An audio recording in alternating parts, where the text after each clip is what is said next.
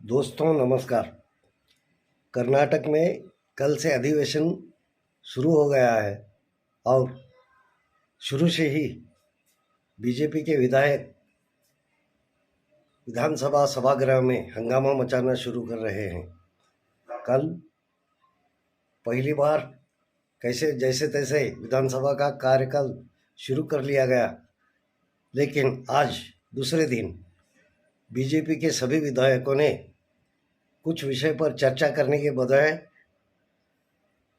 सभागृह में हंगामा मचाना, शोरगुल मचाना, इसी को अपना कर्तव्य समझ लिया है। आज सभागृह जैसे ही चालू हो गया वैसे ही इन्होंने 5 गारंटी पर बात करना शुरू कर दी और उस पर हंगामा मचाना शुरू किया। सभागृह में सभापति जी ने कई बार बताया कि सरकार अपने सब प्रश्नों के उत्तर देने के लिए तैयार है, कृपया आप सवाल कीजिए और शांतता से सभी सवालों पर हल निकालिए। लेकिन इन्होंने कुछ सवाल भी रखा नहीं और कुछ चर्चा भी नहीं की, बस सभागृह में हंगामा मचाकर सभागृह को बंद पड़ने की कोशिश करते रहे। विरोधी पक्ष के विधायकों का काम होता है, कर्तव्य होता है कि उन्होंने सरकार की कामों में खामियां दिखाकर उसमें सुधार लाने की कोशिश करना होता है।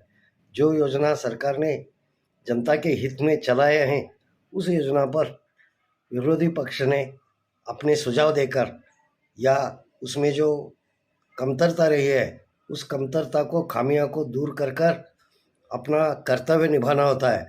लेकिन बीजेपी विधायकों ने ऐसे कुछ भी नहीं करते हुए अपने काल में सिर्फ शोर मचाना और विधानसभा को दिशा भूल करना, ऐसा ही काम किया। आखिरकार सभापति को दोपहर तक सभागृह स्थगित करने की बारी आ गई।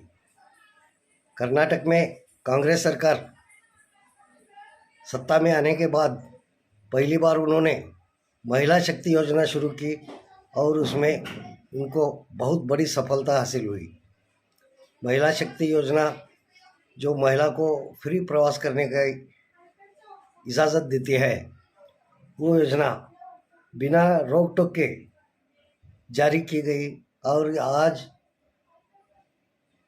तकरीबन 5.5 लाख महिला मुफ्त प्रवास का लाभ उठा रही है। इसी तरह गृह लक्ष्मी योजना का भी कामकाज शुरू हो गया है। उसी तरह मुफ्त बिजली ये भी शुरू कर दी गई है। इसके बाद अन्न भाग्य योजना जो गरीबों को मुफ्त अनाज मिलने वाला है, उसके साथ इंदिरा कैंटीन योजना के जरिए 5 रुपयों में नाश्ता और 10 रुपये में खाना मज़दूरों को मिलने वाला है।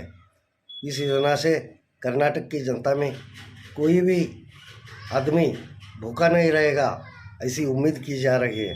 और कांग्रेस सरकार धड़ल्ले से ये योजना जारी कर रही है, जनता के बीच लेकर जा रही है।